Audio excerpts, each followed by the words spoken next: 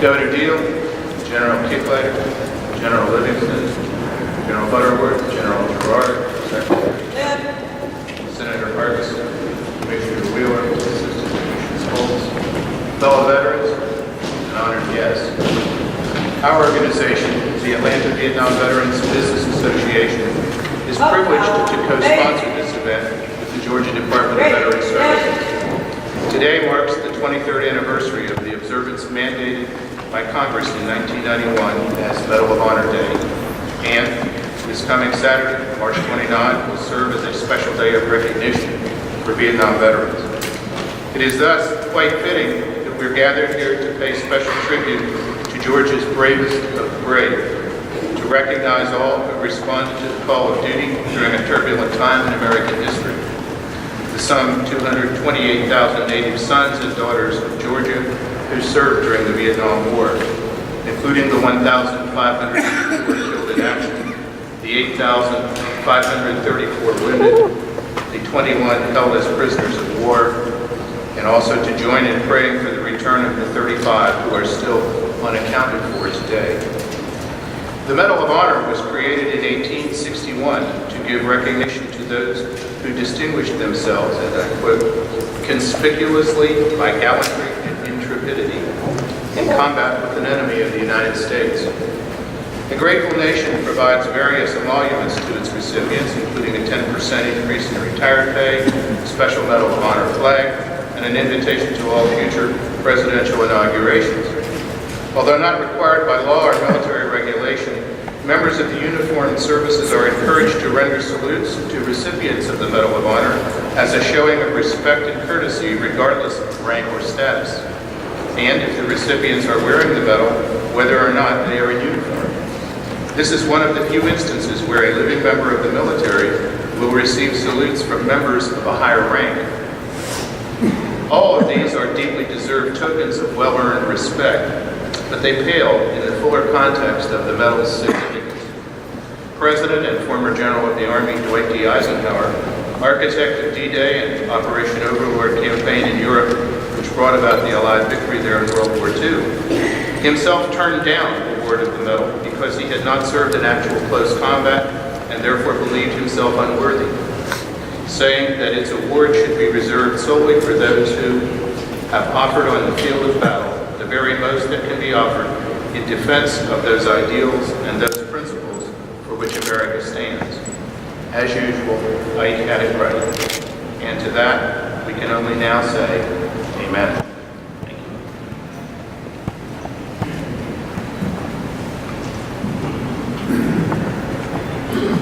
you. Ladies and gentlemen, we salute the following Georgia Medal of Honor recipients from the Vietnam War for their gallantry and intrepidity during combat above and beyond the call of duty.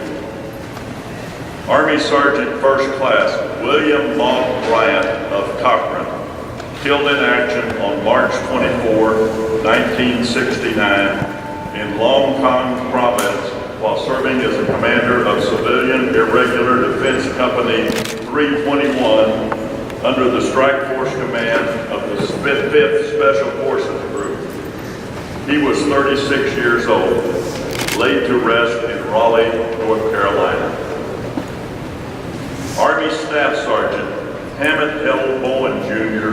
of LaGrange, killed in action on June 27, 1969 in Bien Duong Province while serving as a recon platoon sergeant with the 25th Infantry Division. He was 22 years old, laid to rest in Reslong Memorial Gardens, LaGrange. Marine Sergeant Rodney Maxwell Davis of Macon, killed in action on September 6, 1967 in Quang Nam Province while serving as platoon guide with the 1st Marine Division. He was 25 years old, laid to rest in Linwood Cemetery, Macon. With us today, we have the honors of having the 3 brothers and 1 sister of Sergeant Davis. Gordon, Robert, Howard, and Deborah Ray, would you please stand?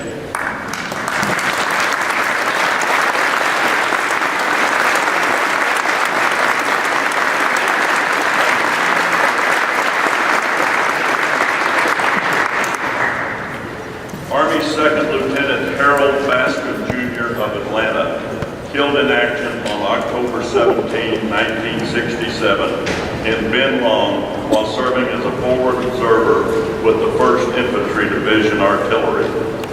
He was 25 years old, laid to rest in Oak Ridge Cemetery, Tifton. Air Force Lieutenant Colonel Joe M. Jackson of Newnan, cited for actions at the risk of his life on May 12, 1968 in Kamdooth while serving as a C-123 pilot with the 311th Air Commando Squadron, now residing in Kent, Washington. He recently celebrated his 91st birthday on March 14th. Army Specialist 4th Class Donald R. Johnston of Columbus, killed in action on March 21, 1969 in Tainan Province while serving as a fire-based mortar operator with the 1st Cavalry Division. He was 25 years old, laid to rest in the Fort Benning Military Cemetery. Marine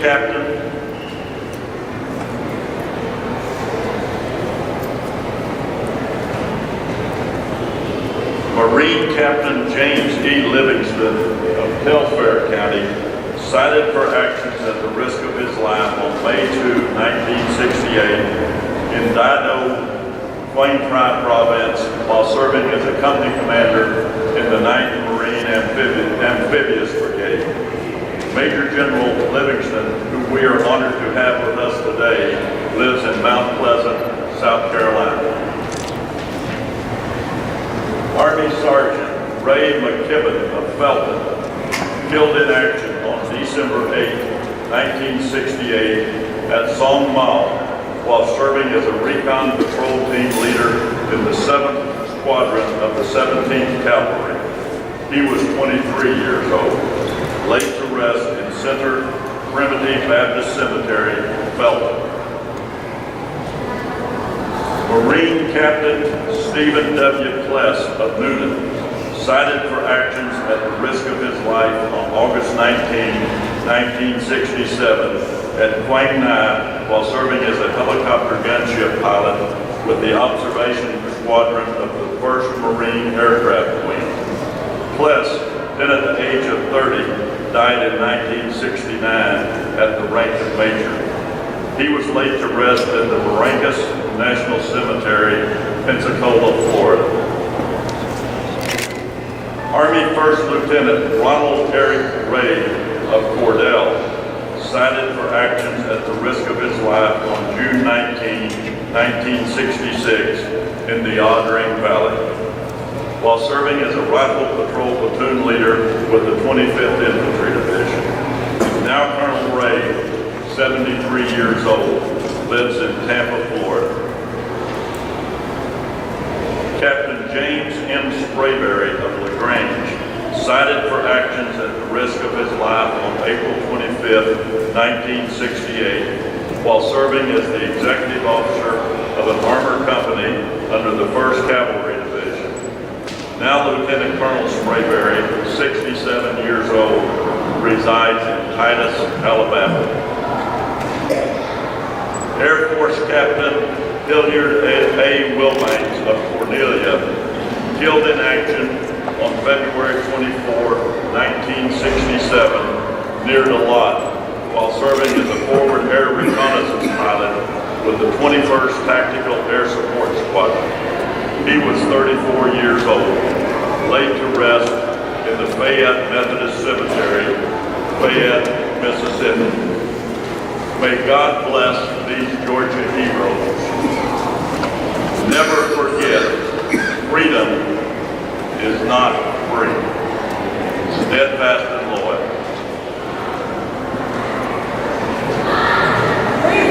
March! March! March! Come!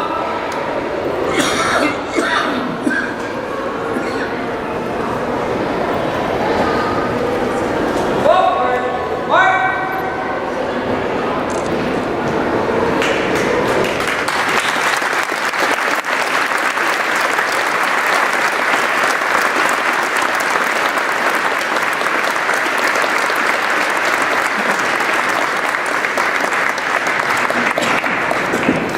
Thank you, Westlake High School Junior ROTC. We have several distinguished guests who are with us today. I would ask that you please hold your applause until all of the individuals have been recognized. The Honorable Nathan Deal, Governor of Georgia. Governor Deal is a graduate of Mercer University, and how about them Bears? Mrs. Sandra Deal, the First Lady of Georgia. Georgia native son James E. Livingston, retired Marine Corps Major General and Congressional Medal of Honor recipient. With him today is his wife, Sarah. Retired Army Lieutenant General Claude M. McKicklider, Director of the Department of Defense's Office of Commemorations in Washington, D.C. General Kicklider is also a Georgia native and a Mercer graduate. The Honorable Pete Wheeler, Commissioner of Veterans Service for the state of Georgia. Major General Jim Butterworth, the Adjutant General of Georgia. Brigadier General Joe Girard, Commanding General of the Georgia Army National Guard. Colonel Jesse Simmons, Chief of Staff of the Georgia Air National Guard. The Honorable Brian Kemp, Georgia's Secretary of State. State Senator Ed Harbison, Chairman of the Georgia Senate's Military, Veterans, and Homeland Security Committee. Senator Harbison is a formerly serving Marine Corps and Vietnam veteran who represents the Columbus area in the State Senate. Other members of the Georgia General Assembly who may be here. Okay. Army Major General retired James Donald, a member of the Georgia Board of Pardons and Paroles and the State President of the Association of the United States Army. Army Major General retired David Bottle, Veterans Program Liaison in the Governor's Office of Workforce Development. Members of Georgia's Veterans Service Board, several of whom are Vietnam War veterans. If you are able to, they're over there. Mr. Al Bacchio, Director of the U.S. Department of Veterans Affairs, otherwise known as the VA, Regional Office here in Atlanta. Members of the Atlanta Vietnam Veterans Business Association. Come on, guys, you can stand.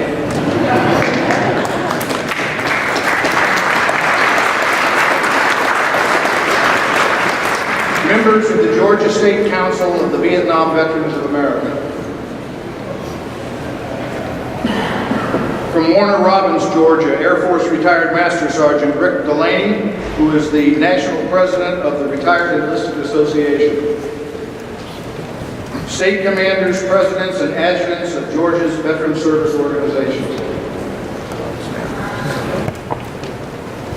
Army Captain retired Tommy Clack, Chairman of the Walk of Heroes Veterans War Memorial in Conyers, Georgia. Mr. Kevin Miller, President of the Georgia Veterans Day Parade Association of Atlanta. Mrs. Joanne Shirley, former National Chairman of the Board of the National League of POW MIA Families. Mrs. Mary Lou Austin, President and CEO of the Atlanta USO. Please give a round of applause for our distinguished.